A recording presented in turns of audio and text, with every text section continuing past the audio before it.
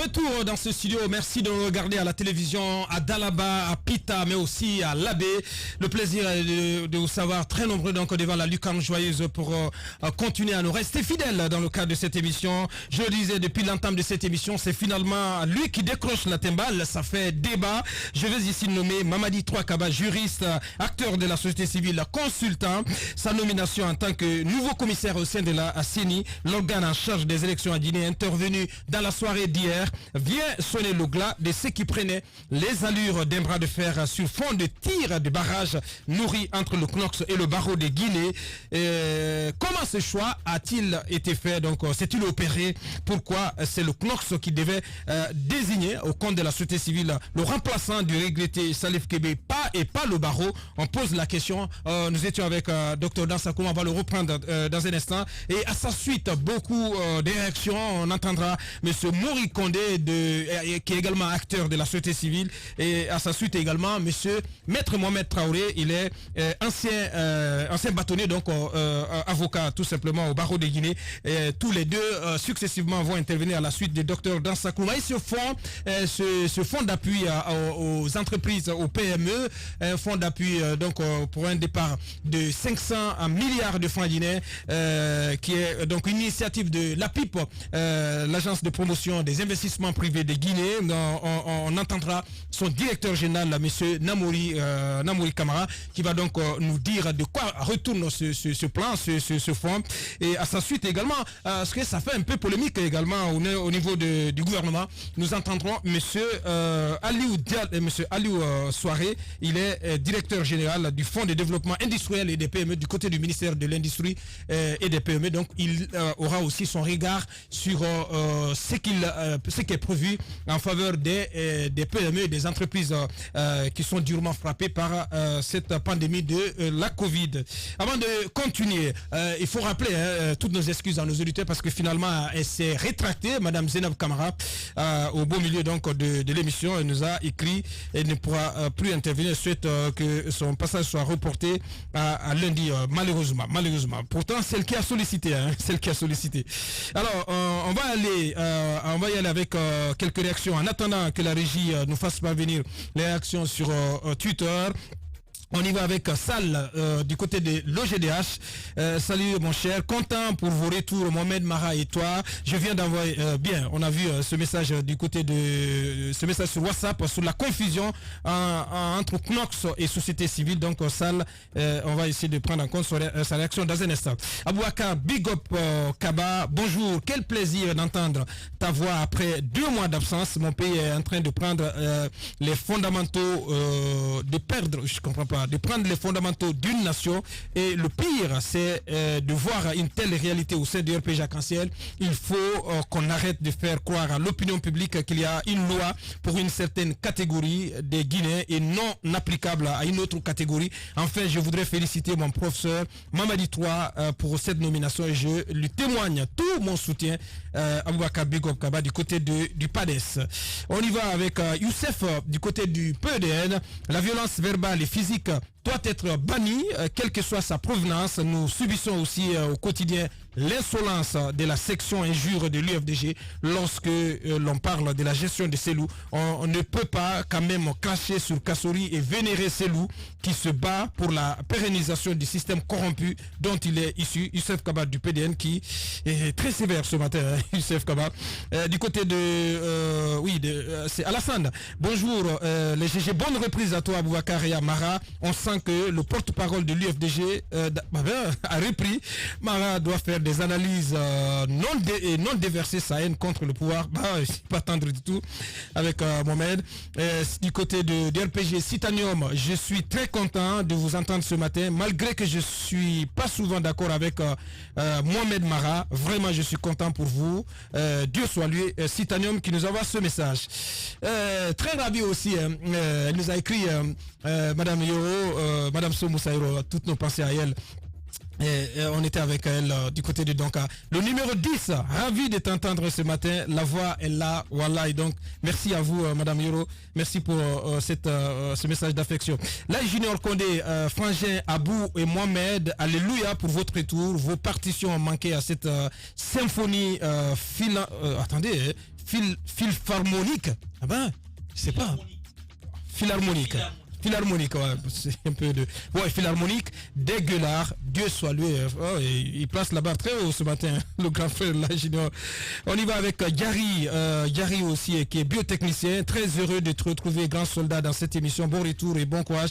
Bien, on essaie d'aller du côté de Twitter. On n'a toujours pas les messages de nos auditeurs, de nos téléspectateurs sur WhatsApp, sur Twitter. On y va avec cette réaction, le dossard 10 de la presse guinéenne. Merci à toi, Alpha Madi.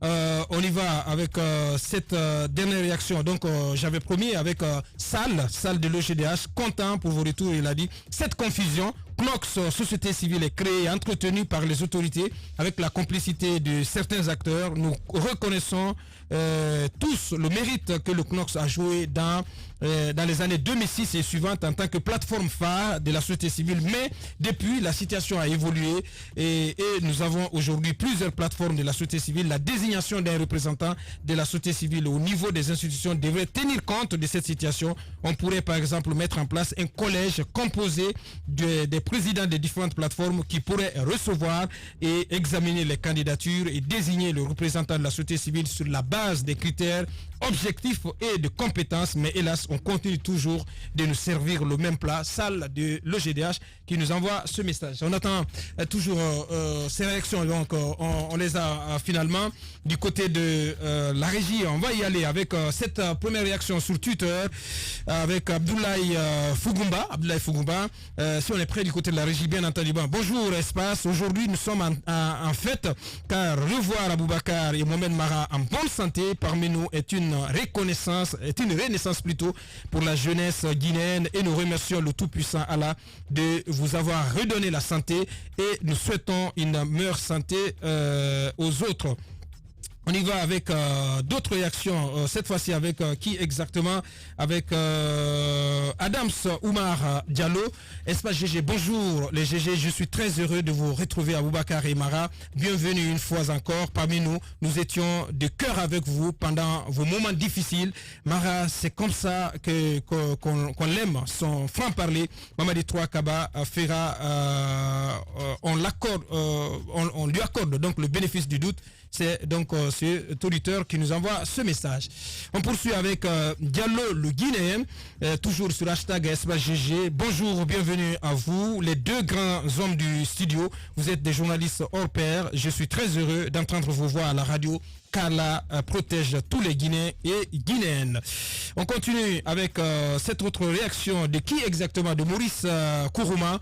Bonjour les GG, je suis très heureux ce matin que vous soyez sur pied en servant dans cette émission. Toutes mes félicitations à vous et bon courage. Mais dites au PRAC que le limogeage de Talibi Silla n'était pas le problème parce que le délestage continue. On y va toujours sur hashtag Espace GG avec Mohamed le politologue cette fois-ci. Bonjour les GG, c'est Mohamed le politologue, gloire à Dieu, le clément qui exprime sa clémence quand il veut. Nous sommes très heureux de vous retrouver parmi nous. Il faut un durcissement des lois qui punissent l'injure publique. C'est inadmissible, c'est indéniable, c'est Mohamed le politologue. On y va cette fois-ci avec Morsiré Bangoura.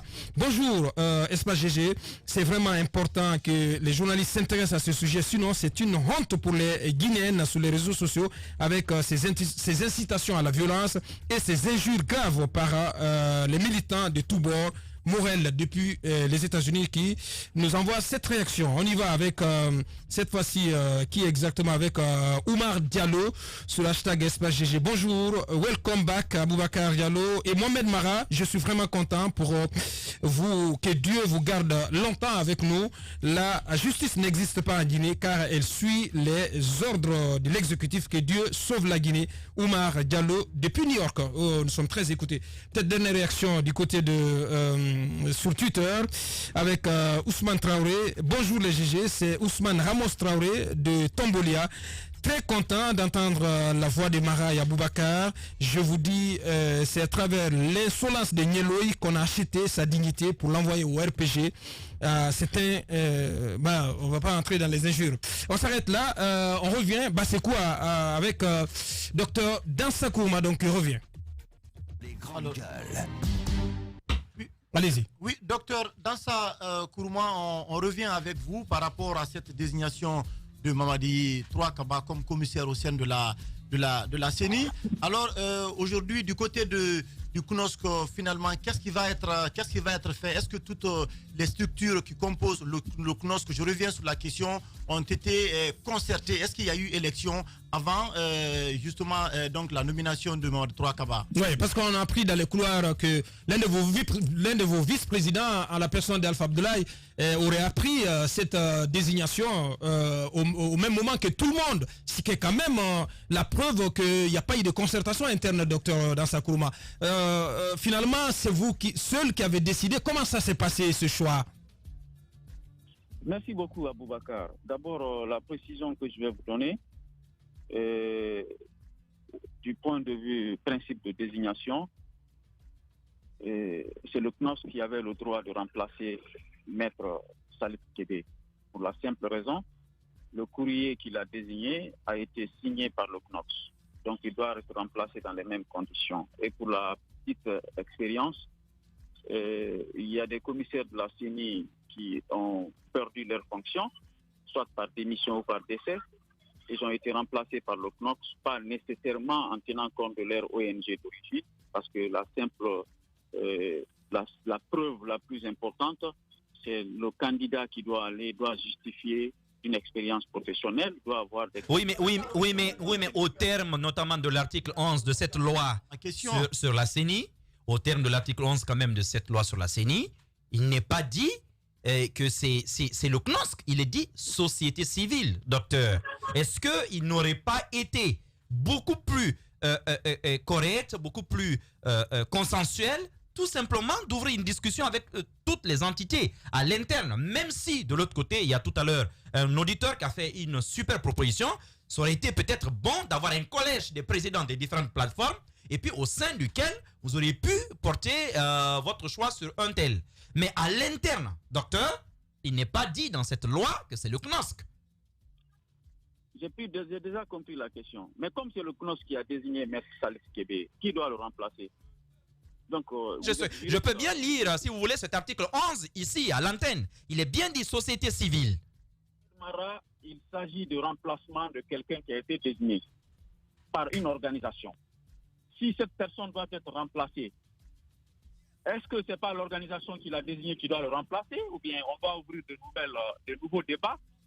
Non.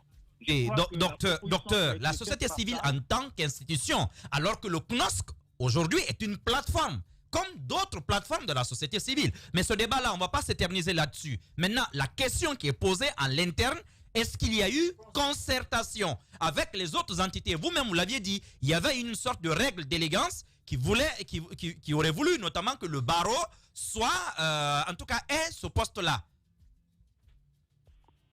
Alors, je vois que vous avez enfin compris. Le débat n'est plus là. Le débat est sur les critères qui ont prévalu au choix de Mamadi Troakaba. Alors, je vais vous donner une précision toute simple. Mamadi Troakaba, lors du dernier congrès, a été élu vice-président chargé des questions juridiques et électorales du Conseil national des organisations. Ne nous envoyez pas là-bas, docteur. Ça, on a compris tout ça. Le problème, est-ce qu'il y a eu concertation? A-t-il été élu ou il a été désigné par vous, docteur Dansa Kourma? La question, elle est précise. Parce qu'on a plusieurs fois reposé la question. Vous devez tout simplement nous dire qui a finalement pris la décision. Est-ce que c'est une décision concertée? Ou c'est une décision unilatérale? C'est aussi simple que ça, docteur. S'il vous plaît, la loi dit une personne désignée. On n'a pas dit une personne élue par la société civile. Nous avons des mécanismes de consultation interne Et c'est ces consultations internes qui ont prévalu. Là, justement, et c'est là-bas le problème, docteur. Société civile, le CNOSC, je ne sais pas vous êtes à combien d'organisations, mais sûrement quelques milliers. Docteur, est-ce qu'il revient au président du CNOSC, si puissant soit-il, de désigner quelqu'un pour représenter cette organisation au sein d'une entité constitutionnelle, lui seul? C'est ça la question qui est posée aujourd'hui. Oui, c'est vous qui demandez toujours, notamment à nos politiques et à l'État de s'entendre, de discuter, vous-même en votre propre sein, vous ne pouvez pas discuter, là il y a un problème, docteur. Ouais. Il y a un problème de vertu là qui s'oppose. Parce que là, si on se réfère à ce qu'on entend, toujours est-il que ça reste à vérifier, comment comprendre que l'un de vos vice-présidents, Dr Alpha Abdoulaye, n'en soit pas informé, qu'il n'ait même pas été consulté et qu'il apprenne la décision de désignation et de nomination de Mamadi Toura Kaba au même moment que tout le monde? C'est quand même ahurissant, docteur. S'il vous plaît, Aboubacar, je dis très bien que les prises de décision au sein du CNOSC obéissent à des principes. Et je vous rappelle très bien, vu les différentes grabuges que nous avons enregistrées dans les processus de désignation, lors du dernier congrès, des directives claires ont été données. Désormais, au cas où l'organisation doit être représentée dans une institution. Et ces principes-là, c'est ces principes qui ont été appliqués. La première chose, il y a ce qu'on appelle les vice-présidents chargés de domaines thématiques. Alors, quand la question se pose sur un domaine thématique, les consultations sont ouvertes avec le vice-président qui s'occupe du domaine et toutes les organisations qui s'occupent du même domaine d'activité. Et cette consultation a été bel et bien menée, selon les règles de l'art. Ça veut dire qu'on peut bien comprendre, on peut bien vous le concéder, mais aller jusqu'à ne même pas... Attendez, Mohamed, parce que... Dans la mesure où la thématique soulevée, sur la thématique soulevée, est-ce que vous pouvez nous dire quelles sont les organisations dans ce cas qui ont été consultées en relation avec le vice-président chargé des questions juridiques et électorales. Dites-nous quelles sont les organisations qui ont été consultées et qui peuvent exclure le barreau. Je dis bien, très bien, on parle de matière électorale là. Le barreau n'est pas une organisation enregistrée au CNOSC sur les questions électorales. Il faut bien qu'on soit très clair. Il y a des organisations de défense des droits de l'homme qui travaillent sur l'observation électorale. Il y a des ONG qui travaillent sur l'observation électorale. Il y en a une dizaine dont le chef du groupe thématique était bel et bien Mamadi Toura Kaba. Et au-delà de ça, du point de vue... Donc, si nous comprenons très bien, si nous comprenons très bien... qui ont été consultés dans ce sens-là. Vous parlez d'observation électorale. J'imagine par exemple que le balai citoyen, en principe, fait partie de cette thématique. Quelles sont les organisations donc qui ont été Le balai citoyen relève de la PQD, je pense. Non, le balai citoyen est du CNOSC. Eh ben, vous êtes en train de faire hors-jeu là, Mohamed Mara. Vous faites hors-jeu là. Et monsieur, le balai citoyen n'est pas membre du CNOSC. Et à ce juste titre, il ne peut pas faire l'objet de consultation pour remplacement de quelqu'un qui a été désigné par le CNOSC. Donc, je précise. Alors, si nous vous suivons très bien, il y avait des critères qui étaient déjà prédéfinis. Donc, lorsque il a été demandé à la société civile de désigner, vous avez tout simplement dit à Mamadi Toura Kaba d'aller, vous avez envoyé son nom et puis on l'a désigné. Je voudrais que vous réagissiez aussi vous nous dites comment Cabinet Cissé, lui, il a été désigné. Est-ce que ça a respecté aussi la même procédure? Toutes les désignations au sein du CNOSC respectent la même procédure. Je précise bien. Il arrive parfois que la procédure n'est pas applicable au point de vue de contradiction interne sur le profil de la personne à choisir. Alors si un membre du bureau, à l'occurrence un vice-président, a rempli toutes les conditions pour être désigné à la représentation de l'organisation, s'il vous plaît, il a tout simplement la confiance après une consultation interne. Oui, mais une consultation... attendez quand même, attendez. Un instant, s'il te plaît. Mais comment vous parlez de consultation, mais qui ne concerne même pas les autres vice-présidents? Parce que c'est quand même un directoire, il y a un bureau, il y a vous, président, mais il y a Fatou Baldé qui est l'une des vice-présidentes, il y a Alpha Abdoulaye, il y a d'autres. Mais comment comprendre qu'eux ne soient même pas informés? C'est quand même assez ahurissant, docteur. Bakar, si vous permettez, en parlant de Dr Alpha Abdoulaye, parce qu'il faut qu'on rappelle cet épisode. Lorsque Bakary Fofana a quitté la CENI, nous avons appris, et vous nous le confirmerez ce matin, il y avait eu concertation et lui, il aurait été désigné par votre organisation pour remplacer Bakary, avant bien entendu la réforme de cette institution. Et finalement, le décret n'a jamais été pris. Et aujourd'hui, il apprend par les médias qu'il y a eu un autre représentant pour remplacer Salif Kébé. Vous savez, les décisions que je vous parle sont des décisions du dernier congrès électif du CNOX. Et ce qui s'est passé avant ce congrès, c'est ça qui nous a amené. D'abord, je rectifie Aboubakar, là. Fatou Baldé n'est pas vice-présidente du CNOX, je précise. Elle a été remplacée lors du dernier congrès parce qu'elle a fait ses 2 mandats au sein de l'organisation. Bien. Alors, nous avons mis en place... Bien, peut-être cette dernière question, on va aller rapidement parce que ça patine. On apprend que vous-même, vous étiez notamment pressenti pour être désigné à la CENI comme commissaire, mais finalement, vous aurez été recusé parce que tout simplement, vous ne pourrez pas faire l'objet de consensus si vous arrivez donc à la CENI pour être président de cette institution. Qu'est-ce que vous répondez? Ben, écoutez, ça n'engage que ceux qui l'ont dit. Mais moi, je crois que j'ai une responsabilité au sein de l'organisation. Il s'agit de défendre les valeurs et les principes de l'organisation, mais également, le choix qui doit être fait doit être un choix consensuel. Que ça soit sur ma personne ou sur une autre personne, l'essentiel est que Mamadi Toura Kaba remplit tous les critères de compétences, d'intégrité, mais aussi d'expérience professionnelle. Oui, mais là, sur la personne de... On s'entend bien là-dessus, sur la personne de Mamadi Toura Kaba, mais il n'y a rien à dire. Mais il faut bien l'admettre, docteur, il y a véritablement des soucis avec la procédure. Je pense qu'on a compris, on a tiré l'essentiel. Il ne reste plus qu'à vous dire merci, docteur Dansa Kourouma. Merci d'avoir répondu à nos questions ce matin.